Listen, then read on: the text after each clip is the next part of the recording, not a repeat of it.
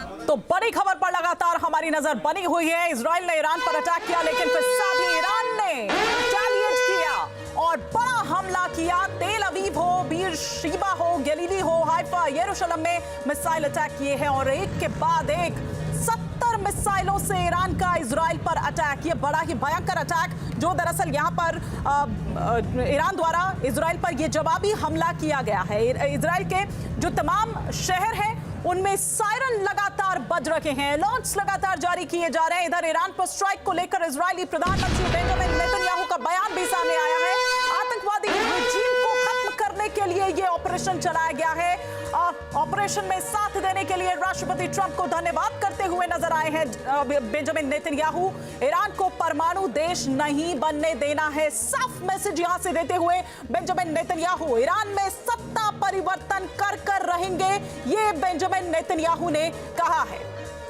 तो ये बड़ा बयान, पहले डोनाल्ड ट्रंप और फिर बेंजामिन नेतन्याहू, जिनकी ओर से ये बयान सामने आया है कि किसी भी कीमत पर आतंकवादी रिजीम जो है उसे पलटना है और ऑपरेशन में साथ देने के लिए राष्ट्रपति ट्रंप को धन्यवाद देते हुए यहां पर नजर आए बेंजामिन नेतन्याहू। लेकिन अब यहां पर यह देखना होगा मधुरेंद्र जी, अभी तो यह भयंकर जवाबी हमला है। आप देखिए, एक नहीं, दो नहीं, तीन नहीं, चार नहीं, बल्कि 70 मिसाइल एक के बाद एक दाग दी जाती है।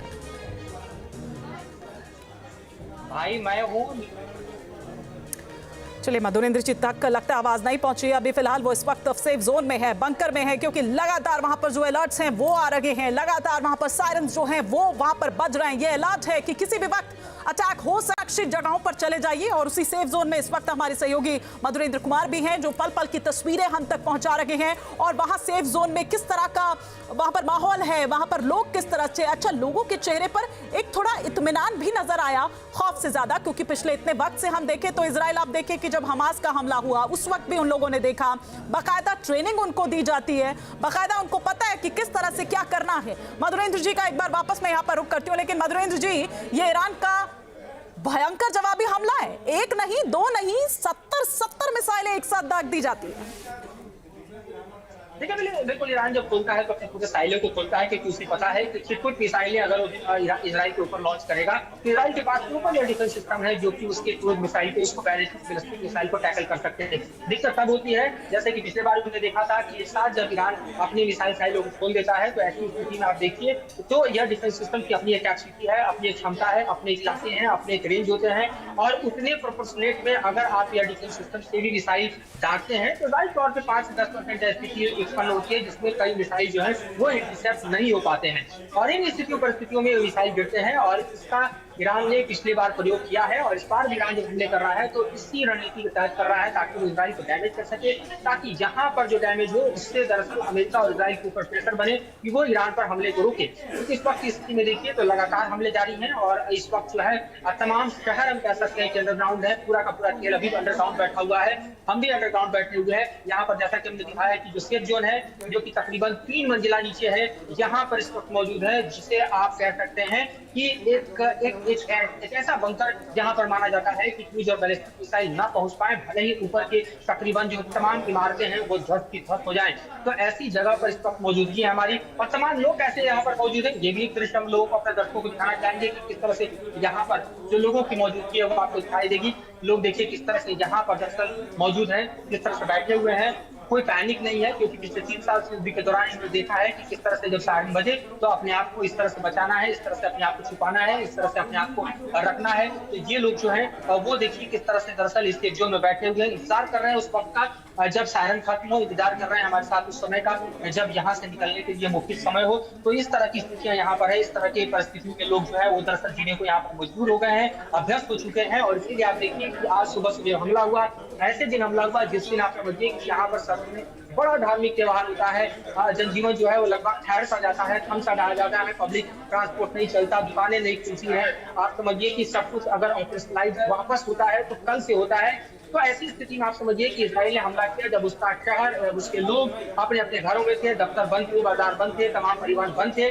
और ऐसी स्थिति में जो लोग हैं छिटपुट निकले हुए थे उनके लिए भी दरअसल इस तरह के बंकर जो है वो शरणगाह बने हुए हैं। मैं एक होटल के नीचे बंकर में इस वक्त मौजूद हूँ जो कि मेडिटेरियन सी के समीप है, और यहाँ पर आप देखिए कि तमाम लोग जो बाहर थे वे भागते दौड़ते नीचे आए। इसमें आपको हम ऐसे लोगों को भी दिखा रहे हैं जो व्हील चेयर पर मौजूद है, लेकिन वो भी बंकर के भीतर बने हुए हैं। इस तरह से देखिए आप किस तरह से महिला जो है वो व्हील चेयर पे बावजूद इस बंकर में बनी हुई है, और यहाँ पर जो है छोटे बच्चे से लेकर तमाम लोग जो है वो आपको बैठे हुए दिखाई दे रहे हैं। बड़ा बंकर है, यहाँ पर बैठने की कैपेसिटी करीब सैकड़ों लोगों की है। इस बीच आप देखेंगे कि जो बच्चे जो है वो बेफिक्र होकर अपने वक्त का एंजॉय भी कर रहे हैं। तो ये स्थिति जो है हम देख रहे हैं कि इस वक्त हमको दिखाई दे रही है, और यही हालात इस वक्त नीचे तेल अवीव में है, हाइफा में है, जेरूसलम में है। उसके अलावा आप देखिए कि इलाज से लेकर और तमाम जो शहर है दरअसल इजराइल के उसके हैं। इजराइल कोई बड़ा देश नहीं है, खासतौर पर क्षेत्रफल के लिहाज से देखिए तो हरियाणा से थोड़ा छोटा ही कहा जाएगा, लेकिन इसको दरअसल इस वक्त ईरान जिस कदर टारगेट कर रहा है, ऐसी स्थिति में इसको खुद को बचाने के लिए अपने तमाम एयर डिफेंस सिस्टम के साथ साथ अपने लोगों की हिफाजत के लिए इतने बड़े इंफ्रास्ट्रक्चर को पहले से ही तैयार करना पड़ा है, क्योंकि उसे मालूम है कि वह ऐसे खतरों के बीच घिरा हुआ है जहाँ फिलिस्तीन है, दूसरी तरफ ईरान के प्रॉक्सीज है, हमास जिससे निपट चुका है, हिजबुल्लाह जो अभी कुंद है लेकिन कभी भी वो अपना सर उठा सकता है, यमन में हुती देखिए जिसके दम पर इजराइल जो है जिसके दम पर ईरान जो है वो इजराइल के ऊपर लगातार हमले करता रहा है। हुती मिसाइल संपन्न हम देखें तो पूरा का पूरा प्रॉक्सी गुट है, और ईरान खुद जो है वो इस तरह से कहर बरपा रहा है। ये समूचा वॉर जोन इस वक्त आप देखिए किस तरह से नजर आ रहा है, जिसमें आम लोग जो है वो दरअसल अपने को जहां बंकर के भीतर बिठाए हैं, बंकर के भीतर छुपाए हुए हैं और सही वक्त का इंतजार कर रहे हैं जब दरअसल खतरा टले और फिर वो लोग यहाँ से निकल पाए। तो ये स्थिति इस वक्त हमें यहाँ जी, तो पूरी स्थिति को हमारे सहयोगी मधुरेंद्र कुमार जो कि इस वक्त वहीं इजराइल में मौजूद हैं बता रहे थे पूरा सिलसिलेवार तरीके से। लेकिन इस बीच एक बड़ी खबर जो आ रही है, इजराइल यूएस के हमले के बाद IRGC का बयान सामने आया है। इजराइल पर पहले चरण का मिसाइल हमला शुरू हो चुका है। ईरान पर हमला करके गलती की, ये IRGC का कहना है। इजराइल ने गलत अनुमान लगाया, ये IRGC का यहां पर कहना है। तो इजराइल और यूएस के हमले के बाद IRGC का ये बड़ा बयान जो है वो इस वक्त निकलकर सामने आया है। ये कहा कि इजराइल पर पहले चरण का जो मिसाइल हमला है वो शुरू हो गया है, और साथ ही साथ ये भी कहा कि हमला करके गलती की। IRGC के इस स्टेटमेंट को किस तरह से देखें, संजीव जी का हम रुख करते हैं। संजीव श्रीवास्तव जी हमारे साथ बने हुए हैं और हिमांशु सिंह भी लेफ्टिनेंट कर्नल हमारे साथ लगातार बनी हुई है। लेकिन संजीव जी, इस पर आपका रिएक्शन चाहूंगी, कैसे देखते हैं आप इसको? वो कह रहे हैं कि आकलन में कुछ गड़बड़ हो गई। नहीं, देखिए ईरानियन रिटेलिएशन एक्सपेक्टेड था, ये एक्सपेक्टेड लाइंस पे है, और जाहिर है कि ईरान को इसे रिस्पॉन्ड करना था, जो कि वो कर रहा है। और लेकिन जहां तक यूनाइटेड स्टेट्स ऑफ अमेरिका और इजराइल की जो तैयारियों का प्रश्न है, तो उन्होंने भी सारी तैयारियां पहले से ही कर रखी हैं, और अमेरिका का एक बड़ा बिल्डअप, जो मिलिट्री बिल्डअप है, वो पूरी तरीके से ईरान के विरुद्ध था, चाहे वो कैरियर स्ट्राइक ग्रुप्स हो, और उसमें जाहिर है कि सिर्फ एयरक्राफ्ट कैरियर ही नहीं बल्कि अनेक जो अन्य जो पूरा आर्माडा है वहां पर मौजूद है। और ऐसे में जो ईरानियन जो एक रिस्पांस आ रहा है उसको भी काउंटर करने के लिए अमेरिका। अच्छा सर, मैं एक आपसे समझना चाह रही हूँ, सॉरी मैं बीच में आपको रोक रही हूँ, लेकिन चूंकि इजराइल को लेकर आपने कहा, मैं आपसे ये समझना चाह रही हूँ कि ये जो एक्शन था, क्या ये संयुक्त राष्ट्र UN चार्टर के, अगर मैं आर्टिकल 51 की बात करूं, सेल्फ डिफेंस की बात करूं, तो आप कह रहे हैं कि उसका सही इस्तेमाल हुआ, या फिर अमेरिका जो है या पश्चिमी देशों का ये समर्थन दरअसल एक डबल स्टैंडर्ड को यहां पर दिखाएगा?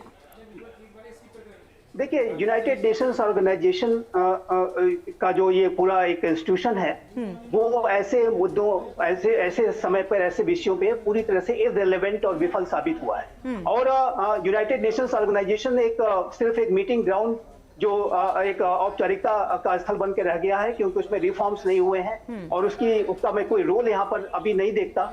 और ये जो पूरी स्थिति है, और वैसे भी अगर आप देखें तो यूनाइटेड नेशंस को जो 5 महाशक्तियां हैं वो जिस तरीके से उसको ट्रीट करती हैं, एक स्टेटस को बना के रखती हैं, रिफॉर्म्स को नहीं होने देती, तो ऐसे में यूनाइटेड नेशंस का जो इस्तेमाल है वो सिर्फ अपने राजनीतिक उद्देश्यों को पूरा करने के लिए और एक राजनीतिक अखाड़ा बन करके रह गया है। यूनाइटेड नेशंस सिक्योरिटी काउंसिल में जाहिर है कि ज्यादा कुछ हो नहीं पाता है, और जब तक वहाँ रिफॉर्म्स नहीं होंगे उसकी कोई उपयोगिता मैं नहीं देखता। और मैं यहाँ पर क्योंकि आपने चर्चा की है यूनाइटेड नेशंस की, मैं अवश्य इस बात को बताना चाहता हूँ। 2003 में जब जॉर्ज डब्ल्यू बुश के एडमिनिस्ट्रेशन ने इराक पर हमला किया था, तो उस समय भी यूनाइटेड नेशंस ऑर्गेनाइजेशन को पूरी तरह से दरकिनार अमेरिका ने किया था। और कोफी अन्नान जो उस समय अमेरिका यूनाइटेड नेशंस के सेक्रेटरी जनरल हुआ करते थे, वो कहते रह गए कि कोई ऐसे प्रमाण नहीं है कि सद्दाम हुसैन के पास न्यूक्लियर वेपन्स है या ऐसा कुछ, वो वेपन्स ऑफ मास एडमिनिस्ट्रेशन बना रहा है, उसके बावजूद भी अमेरिका और के राष्ट्रपति जॉर्ज डब्ल्यू बुश और British prime minister Tony Blair ने हमला कर दिया था। तो यूनाइटेड नेशंस की ज्यादा भूमिका मैं नहीं देखता,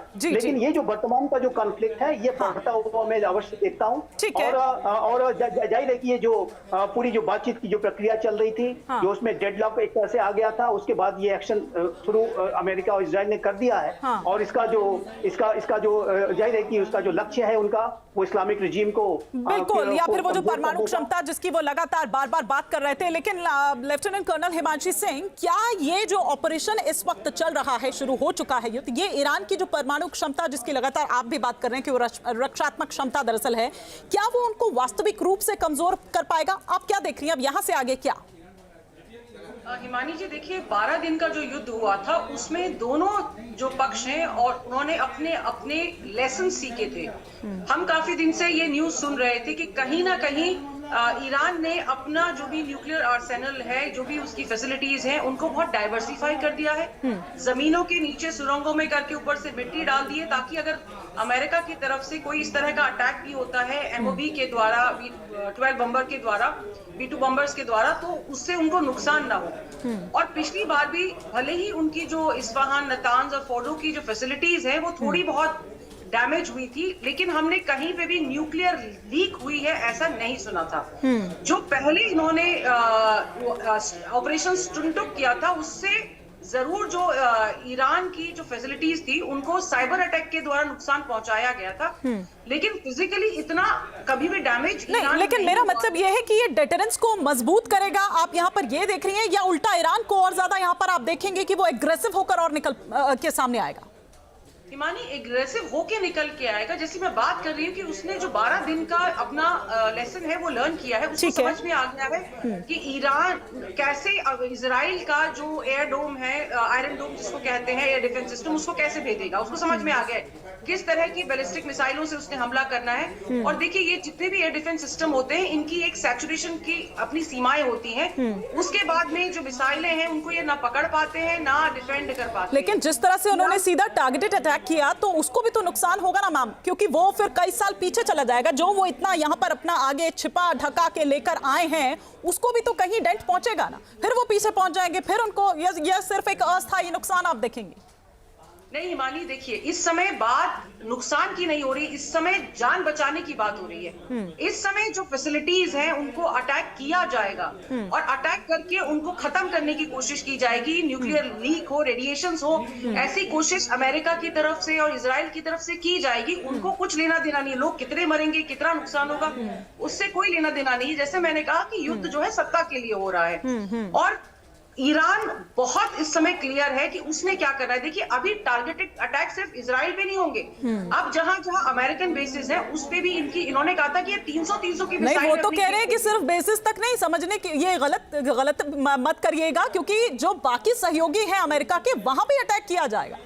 मैं वही कह रही हूँ कि इनके जितने भी, देखिए, जितने भी बेसिस हैं वो देशों को ईरान अपना दुश्मन मानता है, क्योंकि एक जब शांति का समय होता है तब वो आपकी सुरक्षा के लिए है, लेकिन जब युद्ध का समय है तो वो सारे ईरान के एडवर्सरीज हैं, जो भी अमेरिका को कोऑपरेट करेगा। और इसीलिए खुले तौर पे देखिए, मिडिल ईस्ट की कंट्रीज ने मना कर दिया था कि हम आपके मोबाइल पर तुरंत आएगी ब्रेकिंग न्यूज, स्क्रीन पर सबसे पहले दिखेगी बड़ी खबर, देश दुनिया की हर खबर एक जगह। अब आपके मोबाइल पर तुरंत फटाफट इंस्टॉल कीजिए न्यूज नेशन ऐप और रखिए खुद को अपडेट।